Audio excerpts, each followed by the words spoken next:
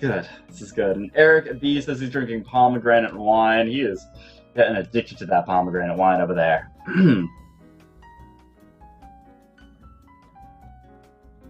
Okay, guys, brace yourself for a wonderful show ahead. Tonight we look at Royal Caribbean's new island upgrades. Our photo of the week comes from the friendly Royal Caribbean Cruises group. I get to talk about the history of cruising. Chris, the Flying Scotsman, is here with a fun look at life on a cruise director. And I get to totally confuse our regular viewers because they are all expecting Joe and not me. All this and more on this week's exciting episode of Cruise Week TV Live.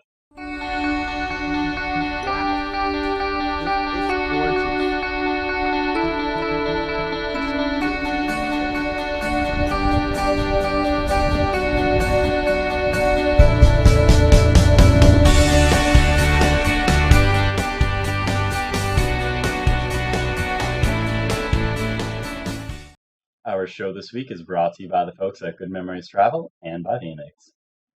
Hello, everyone. I am Matt. And for those who are wondering where Joe is, well, he suddenly had a family emergency, which probably means he dropped his glass of alcohol on the carpet and is busy licking it up. But as they say, the show must go on, so I jumped in to cover him. And if you are new to the show, this show covers all things cruising every week, and we get you guys to ask questions for us. You guys also get to ask the experts, our different guests, and offer answers to help you get the most out of your cruise vacation. So since this is an interactive show, please feel free to post any questions in the comment box, either on Facebook, YouTube, or Periscope, and we will try to get to them during the show and answer as many as we can. But let's kick off this show with our photo of the week. This week, we looked at the friendly Royal Caribbean Cruisers Facebook group and asked their members to submit their best cruise photo. We picked this one featuring friends Rona Piercer and Cindy Gooder enjoying a drink together on board. Remember, we randomly pick a new Facebook group each week to feature on the show for the best photo from you guys. So if you see our post, please jump in and participate. It's a lot of fun. When you book a cruise, you can book it online, you can call the cruise line direct, or you can save some extra money by calling a travel agent.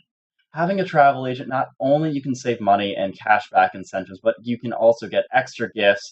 But also, if there's a problem with booking, you have someone on the inside to help sort it out, rather just calling a random rep on the phone at the cruise line. Good Memories Travel is a full-service travel agency that offers you cashback and incentives that you won't get booking direct with cruise lines. Why would you pay more for less? You can call or visit Good Memories Travel on the web, and it costs you nothing to compare price and see the superior service and extras you get when you go through Debbie and her team for your next cruise vacation. They cover all cruise lines, and if you are a new cruiser, they can suggest the best ship and cruise to suit your cruising style. Give Debbie a call or visit their website today and see how much easier and cheaper it can be. Debbie can be reached directly at 321-338-2953 and, of course, their website at goodmemoriestravel.com. So how many of you look forward to the port day at the cruise line's private island when you go to the cruise? Give me a thumbs up in Facebook if you love the private islands. Now, up to now, it's been mostly an area with easy access to sandy beaches, cabanas, beach chairs, and yes, more alcohol, but the best part up to now has been that the food, if you have the alcohol package, the drinks are included, which is a pretty good deal compared to most of the other islands where you just have to pay an extra $8 to $12, and included is always nice. But if you are not laying on the beach, or if you have done enough of that on the Lido deck on the ship, and you kind of want to do more, there hasn't really been a lot extra to do until now. Royal Caribbean has just announced plans to make their private island, Coco a lot more like Disney water park adventure than a beach area. Let's take a look at this.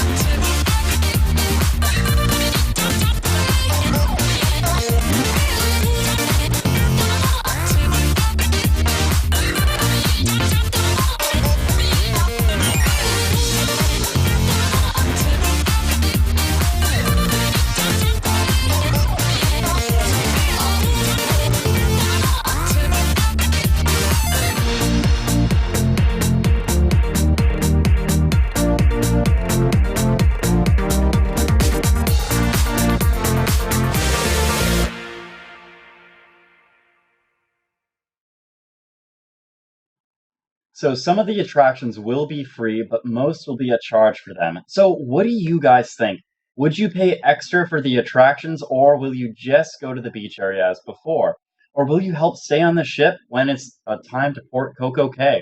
So for me personally, if I'm going to be paying an extra $40 or $60 to go on some of these water slides, I don't know if it's necessarily worth it to me, just because a lot of Royal Caribbean ships, from what I have seen, already contain water slides and a lot of other amenities like ice skating rinks and other things of that nature.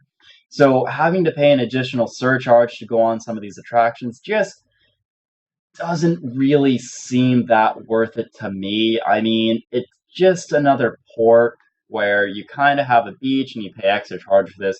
But what do you guys think? Would you pay an extra $40 or $60 to go on some of the water parks there?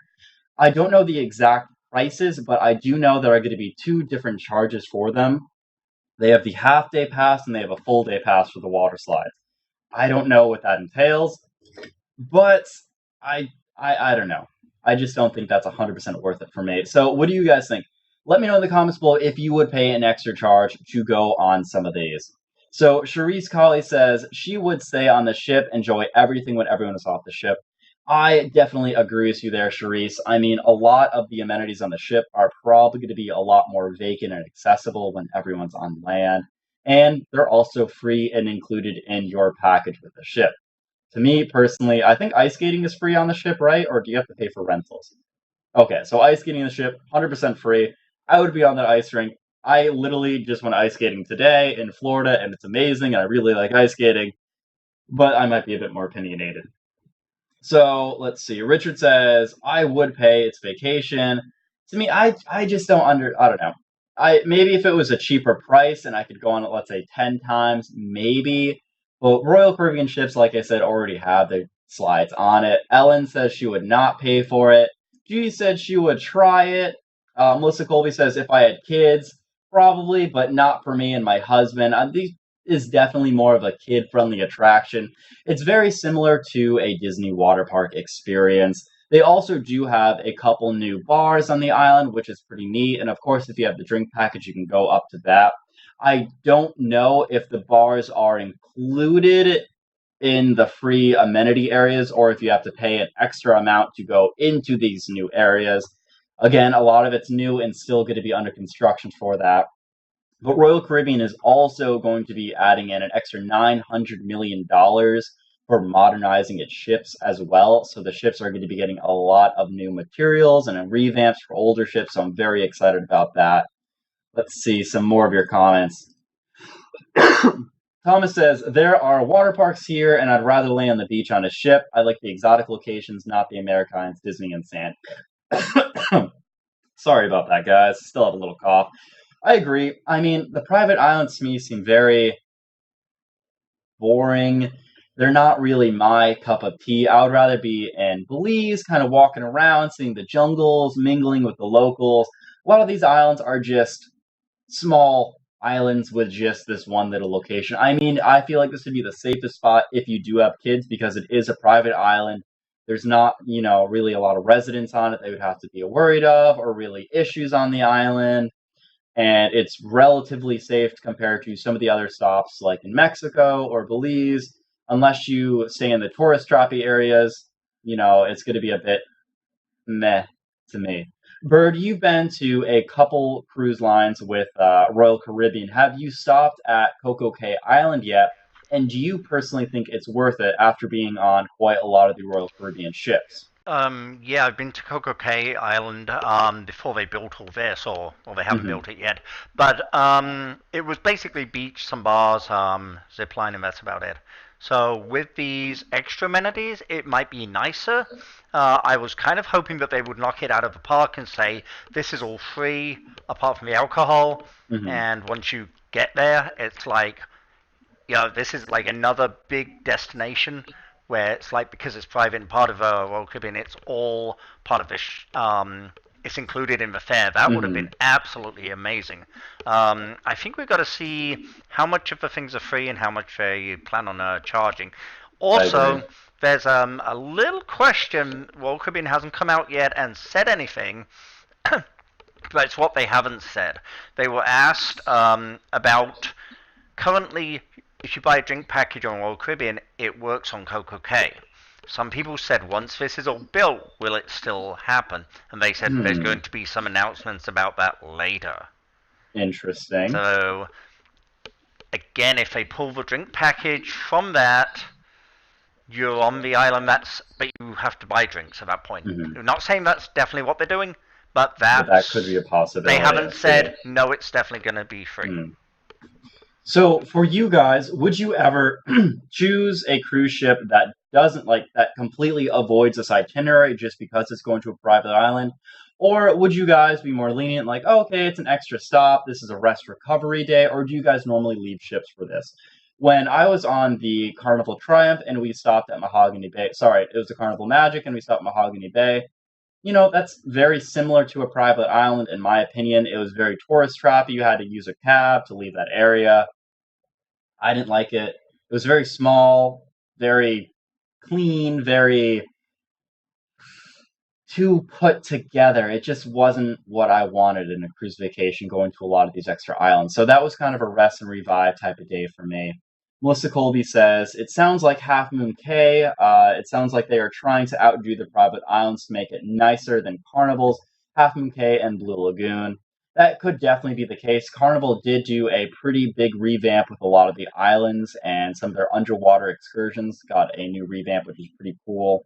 So guys, let me know in the comments below what you guys think about these private islands, and we can get to some of those a bit later on. But for now, let's jump to the cruise news.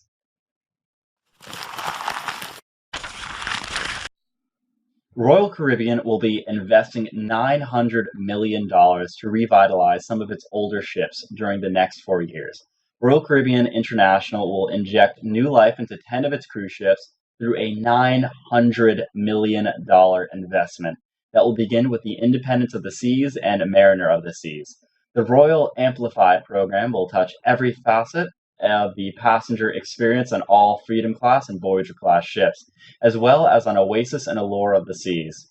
Although these are pretty new ships, so I don't know why they're improving some of these over more of the older ships. It will also introduce a wide range of innovative features and new experiences, such as specialized pools, family only, for example, and the virtual reality bungee trampoline experience SkyPad. Under this new program, we will see the outside decks on the 10 selected ships reimagined. Pool spaces, for example, will be designed specifically for family fun or as relaxing spa-like environments and offer differing activities day and night to cater to the line's diverse cruise passengers. The upper decks will be amped up with water slides and water parks, as well as new attractions like SkyPad and a virtual reality bungee trampoline experience. Royal Caribbean will roll out some of its new, recently unveiled dining venues on more ships, including 3 venues, all debuting on Symphony of the Seas. Hooked Seafood, Playmaker's Sports Bar and Arcade, and El Loco Fresh, Independence of the Seas, will be the first ship to receive the Royal Amplified refurbishments. The remaining Freedom Class ships, Freedom and Liberty of the Seas, will be refurbished in 2020 and 2021 respectively. In summer of 2018, Royal Caribbean will pull its Voyager-class Mariner of the Seas under the knife for a $90 million refurbishment. Passengers on the ship's popular 3- and 4-night cruises will have the chance to play with high-tech toys, usually reserved for ships doing longer sailings. Among the new attractions will be the SkyPad, laser tag, the Bamboo Room, and a Playmaker Sports Bar and Arcade. So our cruise show and all the wonderful abilities we have to bring in guests remotely wouldn't be possible at the level we do without vMix. vMix is a live production software that powers our live show and many other high-end productions, from church services to football games. More and more live productions run on vMix. What our producer Bird really liked when he was trying to improve our show was that they give you a full 60-day trial of everything. That way you can test it out risk-free before you buy for 2 full months. Then they have systems starting from just $350 up to $1,500 depending on your production requirements. If you're going to do any sort of serious live streaming, you need vMix. Try it at vmix.com today. Okay guys, now that we gave you a little bit of time to type in your answers, let's revisit some of these. Okay, let's see. Sorry guys, I gotta scroll through these comments here. Cherise says, is there any way to get info from Royal Caribbean on the Mariner of the Seas? She's going into dry dock, and they will supposedly be making many sailings to Cuba. Could Joe confirm this for us? So, Charisse, we will definitely mark that question for later on. Charisse also says, cool beans, Matt. You covered it for me. No problem. Never mind, already got to it. So, guys, what do you think about some of these ships and the $900 million refurbishments? So, I think it's a little bit weird that they're refurbishing some of the newer class ships versus some of the older ships. I mean, it's kind of weird. I don't know. I don't know why they would do that. What are some of your ideas on why they would do something of this nature? For some of you guys who have been on the newer Freedom class ships, are there anything on the ships that you think they would try to reimagine? It seems like they want to make all the ships very much heavily modernized with the latest technology. So maybe they're going to be taking some of the new stuff from the new ships and hand-me-downing it to some of the older ships, perhaps. Can't 100% confirm, but that could be a possibility. I mean, thankfully, I never had brothers or sisters, so I never had hand-me-downs, but I feel like in this type of regard, that could be a pretty good way to save money for some of these ships. Oh, let's see. Maribeth says, watching from Rap City of the Seas. Internet here is awesome. That's great, Maribeth. So Royal Caribbean has always been giving us some great internet feedback. Carnival is getting some more upgrades to their internet packages, so we are really excited about that in the future. But yeah, that's going to be really, really helpful. Richard says, Royal Caribbean does not have many water slides, which is one reason that he would want to go to the island. That's a pretty fair point. The island is going to have one of the, I believe it is the world's tallest water slide, to be honest. And I think Thomas, way back down somewhere in the comments, said that it was, just because it's the largest water slide doesn't mean that's a good thing. That means it also has the largest staircase up to the water slide. That is a very, yep, there we go. That's a very good point. And that's another thing to bring up, too. I mean, with a lot of these water slides, you can't really accompany some people with handicap needs. So that's going to be kind of getting rid of some of the demographics. And usually some of the cruisers who, let's say, are in their older 40s might not be able to make up the climb. I'm not saying that everyone is going to be, unable to do that. But as people age, it's going to be more difficult. And some people with handicap or different special requirements may not be able to do that. So it's kind of like a hit-miss scenario, but I suppose that could be the case for a lot of the island destinations in general. Richard says they want more excited experiences on ships, and I could definitely agree with that. I mean, if you go on these ships and you're going to be spending a small fortune of $600 sometimes for 5 days, you want to have a great vacation, so I could definitely see some of these revamps. I'm really excited to learn a bit more about the virtual reality of bungee jumping. That sounds like it's going to be a really awesome time. I have never heard about anything similar to that, but I feel like I would get slightly sick jumping up and down in virtual reality. I don't know about you guys, but that sounds like something a bit out there for me. I don't know if my stomach could handle that. I don't like using those amusement park rides that go up and down, so this might be something very reminiscent of that. Anyways, guys, I'm going to let you continue answering, and let's talk to Chris. So Chris is back on the Dream as a cruise director and working with his little brother. We join him tonight in a place where he loves to be, hosting one of the many shows on the ship. Well, hi everyone, this is Chris, the Flying Scotsman, here on the Carnival Dream, and welcome to another segment from Life of a Cruise Director. Keep tuning in every week to get these little segments, and of course, watch it all live on CruiseWeekTV. Keep watching. What up, peeps of YouTube? I'm here backstage getting ready, of course, for lip sync battle. Changing on tonight, wearing the old blue jacket that I don't wear very much. So many ways to love you. We are getting ready for lip sync battle. It's pretty busy. 2 contestants tonight are awesome, Callie and Samuel. It's going to be a lot of fun. And my young brother is backstage. He is the new lip sync wrangler, so he deals with the guests. Here they are here, look. Get ready. That's them. They're getting talked through the show. Look at this beautiful light. I look like a vampire from Twilight. Beautiful.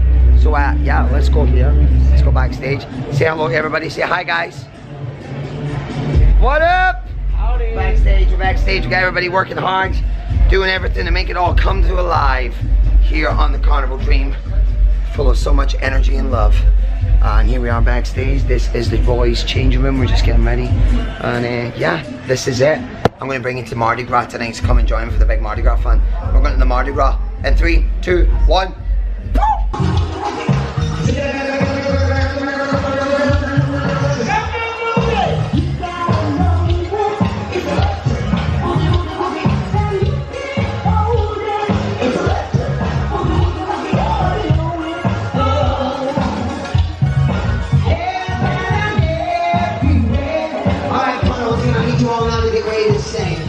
Repeat after me as loud as you can, okay? Like this. Here we go.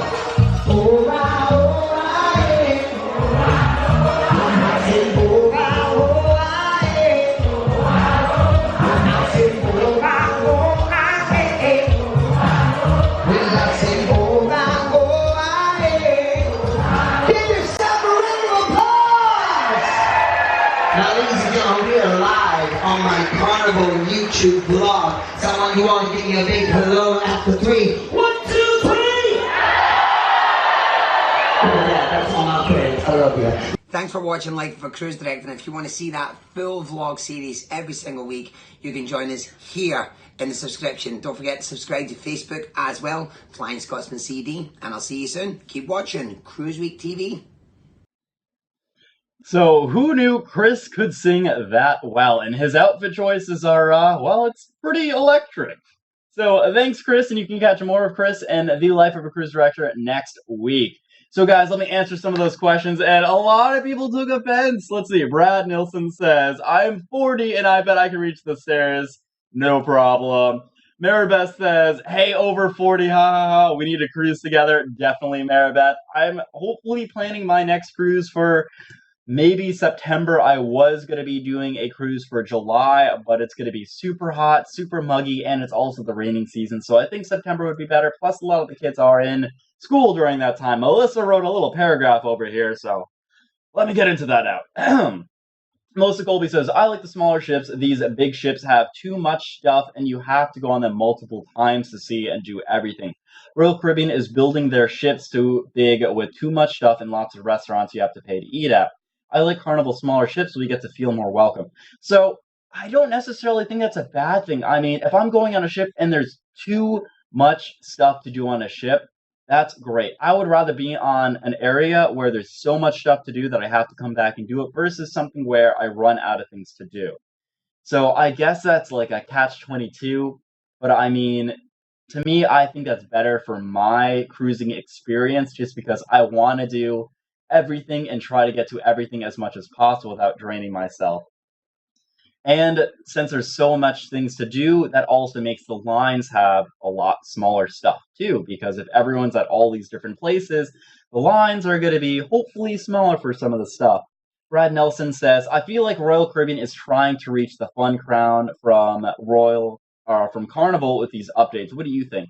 I definitely think Royal Caribbean has definitely revamped a lot of their statuses and tried to make it more of a party ship.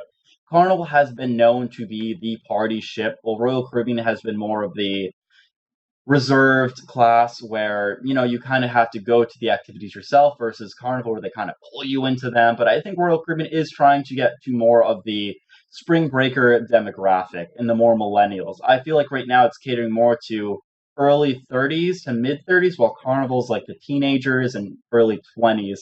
The spring breakers, it's more affordable. The alcohol prices are a bit cheaper in some regards. Let's see. Richard says, I wish all the cruise ships would have a lazy river. I would love if they had a lazy river on the ships. I think that would be great, just kind of going around the ship. I would love nothing more. Exactly. The entire outside of the ship would be so cool to do, but I can imagine that would be a little bit problematic. Melissa Colby says, Royal Caribbean adds more stuff to suck more money out of people and spend thousands to go on one ship multiple times to see and do everything like Walt Disney World.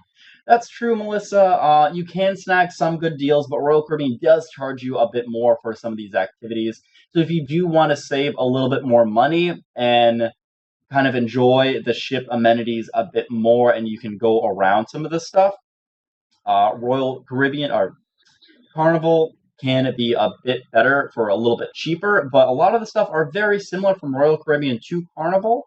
So You know, it's kind of a actually, I toss-up, want and to I've jump in on that, never Matt. really go really on either of the ships. So Bird actually Matt, wants to come in real quick yeah. and say something. As someone who's been on Oasis of the Seas a couple of times, I really enjoyed that ship. Hmm. Obviously, I cut my teeth on Carnival, but I really like the Oasis class of the ships.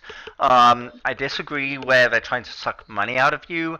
There is a lot of stuff there, and yes, there's several restaurants that are an additional charge, but I don't think any more than there are on a Carnival ship.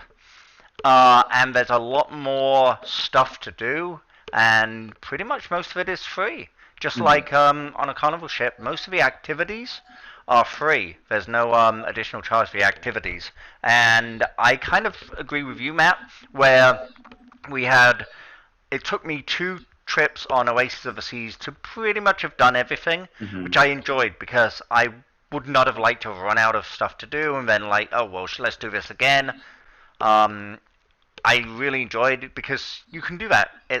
You can then visit the same ship again next Exactly. year or stuff, and it's not a kind of been there, done that Hmm. thing. You've still got more to do.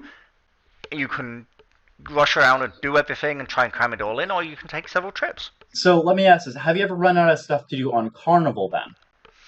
I've been on the smaller ships on both Carnival and Royal, and on both of the smaller ships, I've kind of run out of things that I wanted Hmm. to do. That doesn't mean that there's a lot of stuff going on that just didn't interest me. Hmm. So that's why I like the bigger ships. There's more variety of stuff that I can I was actually just do about to say that. and take part in. Because I'm an active person. I'm not Hmm. really a sit by the pool and stuff like that person. So I want activities to do. So both ships have a huge itinerary to do on, all the different events and stuff, but a lot of the stuff might not be your cup of tea. I mean, I didn't like the green eggs and hams breakfast. That's not really what I want to do so early in the morning. I like going to the clubs, drinking a bit. I like the movies late at night. I kind of want to rest and relax. I also like doing the chef's table, the tasting, more food oriented. I feel like a lot of the ships are kind of 50-50 with like adult stuff or kid stuff or like an amalgam of both. But a lot of the kid stuff I'm just not super interested in. And I know a lot of our viewers have kids or are parents when they go on some of these ships. So maybe some of the activities they do kind of line up with that. But do any of you guys ever feel like you run out of stuff to do on either Royal Caribbean or Carnival? So Melissa Colby says that she never runs out of stuff to do on Carnival. They keep you busy every day. Richard says that he never runs out of stuff on Royal Caribbean. So let me ask you guys. So Melissa Colby, have you ever been on some of these smaller ships of Carnival, or have you been on mainly the larger ones? Richard, same question to you. Have you ever been on the smaller ships of Royal Caribbean, or have you only been on the larger ones? I've been on the medium class ship of Carnival and the smaller class ship of Carnival. On the Triumph, it's kind of difficult to say if I ran out of stuff too, because when Bird and I do filming, we don't really participate in a lot of the activities because we're running around the ship quite a lot. So I wish there was times where we're like, okay, we're done for now. We get to relax a little bit more. So in both regards, even just filming like 5 or 10 minute segments here and there on the ship, we never ran out of stuff to do. So I feel like it's really hard to do that. And we didn't even stop at all of them. So I don't think you can really run out of stuff. I mean, I understand that some of the shows can be repetitive, especially if you've been on the ship quite a lot of times. A lot of the shows are going to be very similar. A lot of the food and dining is going to be similar. So I feel like you might run out of stuff to do if you've been on the same ship multiple times, or if you're an avid cruiser, a lot of the stuff is going to be very similar. Do you guys agree or disagree with that? Maribeth says, I love meeting the staff and getting to know them and their culture. Easier to do on smaller ships, but I love exploring the bigger ships. I agree. The smaller ships are great because the staff have to be a lot more engaged and you can really interact more with them, especially at the bars. Really talk to your bartenders. They're awesome people and they have great stories. Guy Davis says, Matt, after a long night in the clubs, I'm just looking in the mirror, you'll see green. God. Yeah, I've had some pretty bad times when I maxed out that drink card. Thomas Burke says, I wish they had manatee performances. I fall asleep early, but I'd like to see the shows. Melissa Colby says, I've been on both 24 cruises with Carnival. That's awesome, Melissa. Just got off the Magic in October and going the Elation in October. So even on the smaller ships, have you ever run out of stuff to do, Melissa? Or do a lot of the shows or activities feel like they're very similar? Richard commented back saying, yes, I've been on small ships and you do run out of some things to do. And I am very active, like doing many things on Royal Caribbean. So I think that's the case. After going on a lot of the same ships, you're kind of going to run out of stuff to do. But I don't know. I feel like if you're a new cruiser, a small ship might be a good approach to it. Unless you want to just get completely overwhelmed by the rich amount of stuff to do. I'm going to let you guys answer a little bit more to these questions while I jump into my history segment. Ugh, got a little phlegm there. Okay, Coco Cay has a very extensive history dating back to pre-Columbian era. However, we don't have that much time for a history lesson, so I'm just going to jump forward to a very sad time in history. Prohibition. Anyway, during the Prohibition era from 1920 to 1933, the islands were a base for American rum runners. Smuggling gin, whiskey, and rum into the U.S., the Bahamas proved to be a particularly good base of operation for the rum runners due to the proximity of Florida and the large numbers of islands from which they operate. During World War II, the Allies' bases, their flighting, training, and anti-submarine operations for the Caribbean and the Bahamas. Anti-submarine cables were strung in the new ocean near New Providence Islands, thus resulting in an infamous cable breach. For 20 years following the conclusion of the Second World War, the Bahamas saw rapid growth in its tourism, trade, and banking sectors. The wartime airfield became NASA's International Airport in 1957, making NASA a short flight from Miami. Hotels and resorts were built on Hog Island, now mercifully renamed Paradise Island, and Cable Beach. These twin developments in their turns helped spur the growth of mass tourism, which accelerated after Cuba was closed to American tourists in 1961. On the island of Grand Bahama, Freeport was established in a free trade zone in the 1950s and soon became the country's second largest city. And a successful offshore banking industry developed during this period, based on the predicates of the English law, bank secrecy, and absence of corporate income taxes.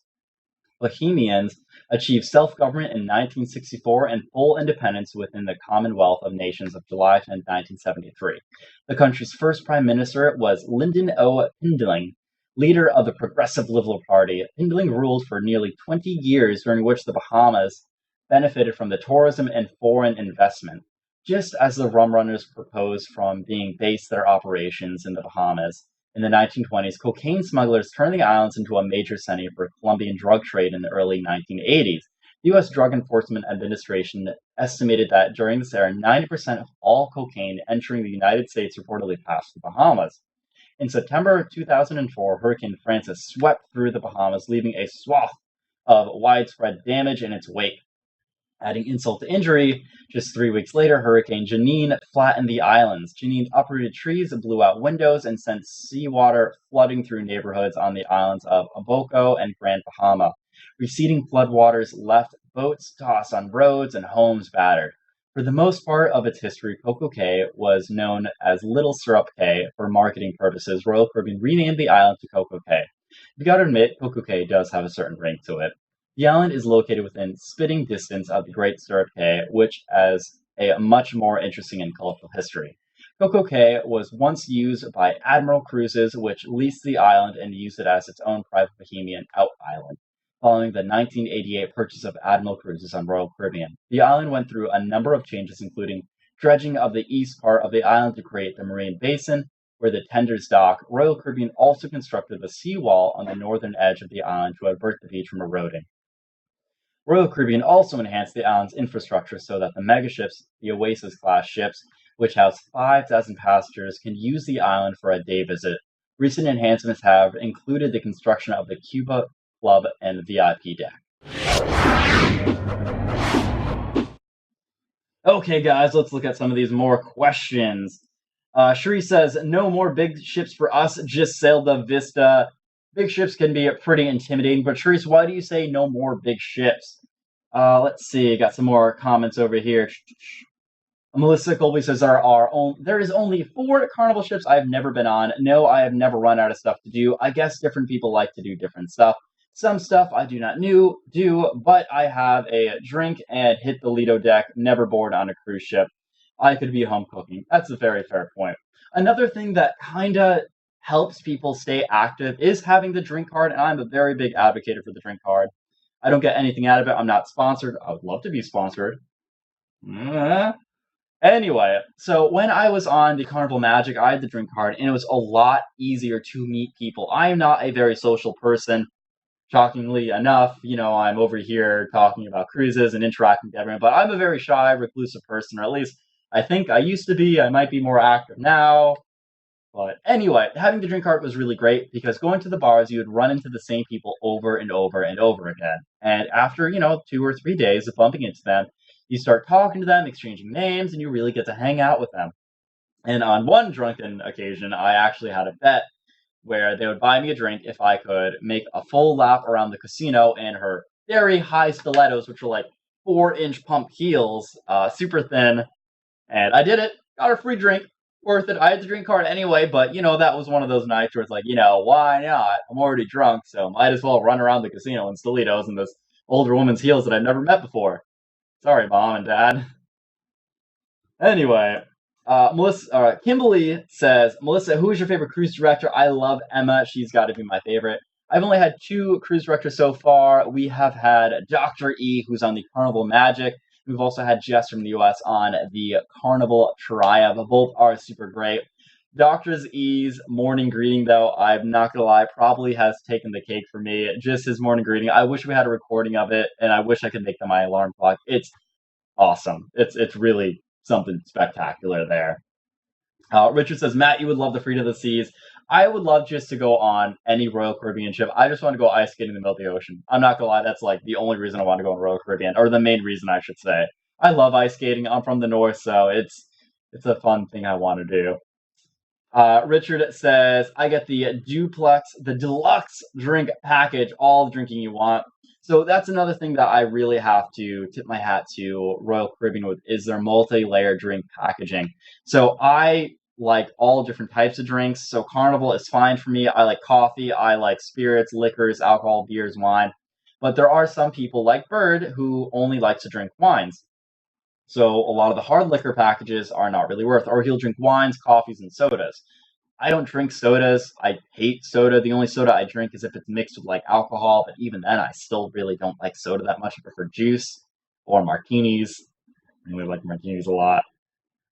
But some of the drink packages on Royal Caribbean I really like a lot, and I appreciate it more than Carnival because it is more flexible and it is truly unlimited. Carnival has a 15 drink max, while Royal Caribbean has completely unlimited drinks. 15 drinks is not that much if you start from the morning and go to the end. It's a lot if it's like midnight and you're trying to get 15 drinks. Bird has a question, Bird. Yeah. Matt, you have the drink package on Carnival. Did you max out your 15, and after those 15, were you wanting and were you able to get more? By able, I mean, were you not too drunk to drink? I maxed out my drink card 2 times. One time, I maxed it out and I started drinking in the morning, like I had mimosas, and then I had like pina coladas, strawberry daiquiris at noon, and then it was kind of like a drink an hour or a drink every 45 minutes. It was enough to keep my buzz going, but it wasn't enough to make me drunk. And at the end of the night, after doing a couple of the shots, I feel like the shots on the clubs are very weak for Carnival, for what I had at least. It didn't really feel like a real shot. I feel like there's more alcohol in a regular drink. But there's one night that I started at like 9 p.m. and I maxed it out, and I was just really, really drunk, and I could not have any more, and I felt really hungover the next morning. So I've maxed it out twice. One time, if you start drinking from the beginning of the day, you're going to be fine. The other day, we came back from a port day, so I started to drink at like 5, 6, 7, 8, 9 o'clock, and that's when I maxed it out. It was just pretty bad. Okay, so Matt, then just follow on to that. So is the 15 drink limit a problem or not?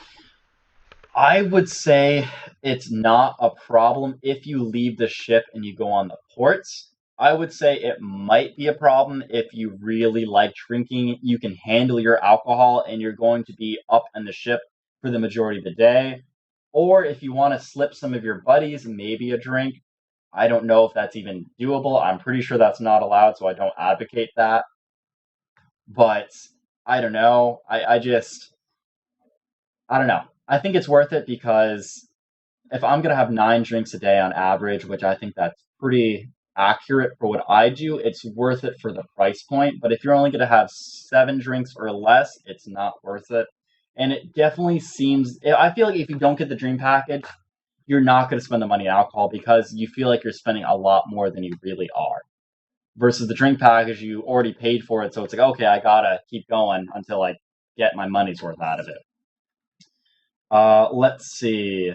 Kimberly says, now that Carnival has included a specialty coffees and non-alcoholic, their Cheers program, I'm more about it to purchase it, but I don't drink a lot, maybe 3 drinks in the evening. I don't think it's worth it then to me.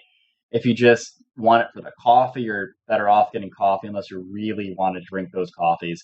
But the other good thing about it is you can get virgin drinks too, where if you want to get a virgin drink without the drink card, you're going to have to pay an extra charge.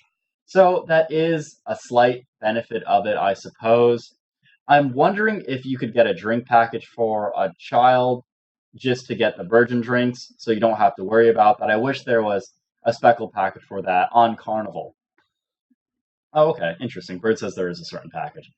Anyways, the soda package covers that. Okay, I didn't know that. That's Also, neat. just to answer an early question about how much the drink package is on Royal, I was just looking that up. The Deluxe, which basically gives you everything, is $55 per passenger per day, Okay. and it features unlimited beers, wine by the glass, cocktails, also non-alcoholic beverages if you wanted to take a break from the alcohol. I don't know why you would, because, well, you don't have a limit, so that's perfectly fine.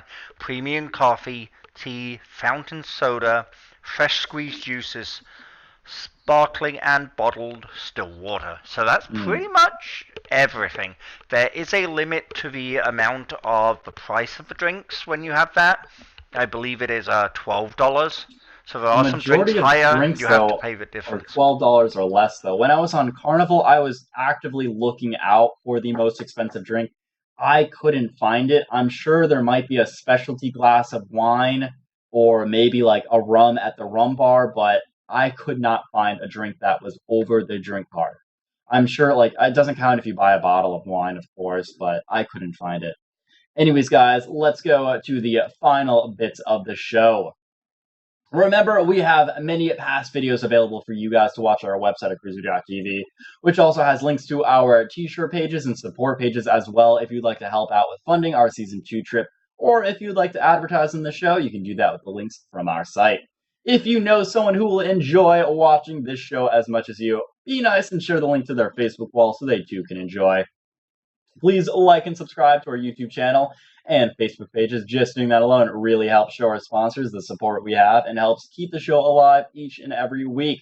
Plus, you get entered to win some great cruise swag drawings. I am here next week again, and I'm not sure what I'm going to be talking about, but I assure you it will be entertaining and fun, and of course, you may learn something new. Sickness, go away, please, for next week. If I survive till next week, that is. I am Matt, and as always, we'll see you on the ships.